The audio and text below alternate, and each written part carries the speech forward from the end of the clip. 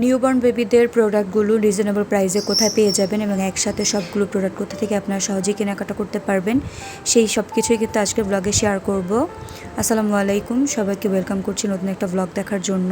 আজকের ভিডিওতে আমি আমার ডেলিভারির আগ মুহূর্তে আমার বাচ্চার জন্য কি কি কেনাকাটা করেছিলাম এবং কীরকম প্রাইসে কেনাকাটা করেছিলাম তার একটা আইডিয়া আপনাদের দিব। তো এর জন্য আমি চলে এসেছি শাহজাদপুরের সুবাস্তু নজরভ্যালি মার্কেটে।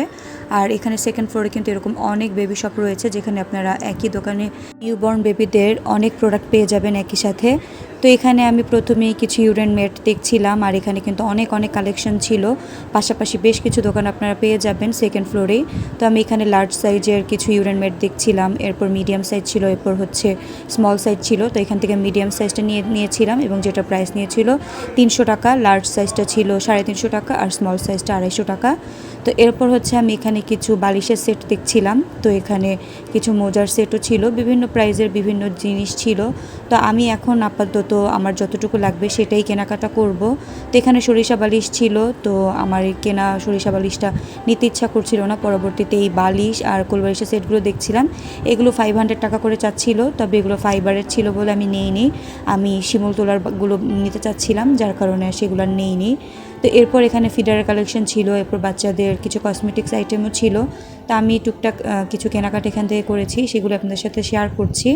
তো এরপর হচ্ছে আমি এখানে ফিডারের কালেকশনগুলো দেখছিলাম, তো এখান থেকে একটা ফিডার আমি নিয়েছি, এগুলো হচ্ছে কাচের ফিডার। তো এই ফিডারটার দাম নিয়েছিল 350 টাকা। আর অ্যাভিনোর এখানে কিছু কসমেটিক্স প্রোডাক্ট ছিল। তো নিউবর্ন বেবিদের যদিও এরকম কসমেটিক্স প্রোডাক্টগুলো ব্যবহার করা উচিত না, তবে অথেন্টিক প্রোডাক্টগুলো যদি আপনারা ব্যবহার করতে পারেন সেটা ভালো হয়। তো আমি যেহেতু একেবারে বাবু হওয়ার আগ মুহূর্তে আমি কেনাকাটাগুলো করছিলাম, তো একেবারে না নিলেই নয়, সেই জিনিসগুলোই নিয়েছি। তো এখানে মশারি কালেকশন দেখছিলাম, এই মশারিগুলো কিন্তু ভালো মন্দ মিলিয়ে ছিল। তা আমি এখানে 400 টাকা দিয়ে একটা মশারি নিয়েছি।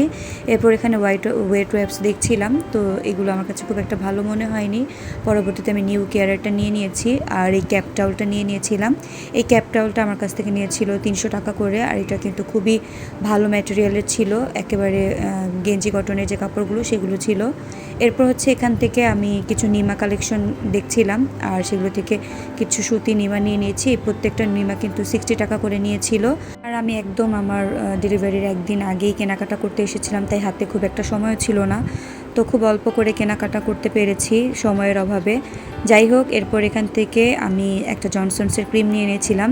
তো এটা আমার কাছে ভালো মনে হয়েছিল, যেটার প্রাইস নিয়েছিল 850 টাকা।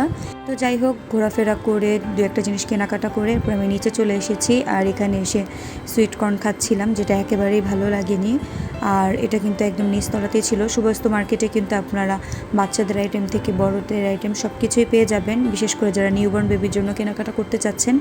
রিজনেবল প্রাইসে বাচ্চাদের জন্য অথেন্টিক প্রোডাক্ট এখানে পাবেন, তবে আপনার একটু দেখে শুনে কেনাকাটা করতে হবে। এছাড়াও কিন্তু আপনারা গুলশান ডিসিসি মার্কেটে এই ধরনের অনেক শপ পেয়ে যাবেন যেখান থেকে বাচ্চাদের জন্য কেনাকাটা করতে পারবেন। যাই হোক, খাওয়া দাওয়ার কেনাকাটা করার মাধ্যমে সেদিনের কাজগুলো শেষ করি। আর নেক্সট ব্লগে আমি আপনাদের সাথে আমার বাচ্চার জন্য কী কী কেনাকাটা করলাম এবং হসপিটাল ব্যাগে কী কী নিয়ে নিলাম সেগুলো শেয়ার করব। তো সবাই ভালো থাকবেন, সুস্থ থাকবেন, আল্লাহ হাফিজ।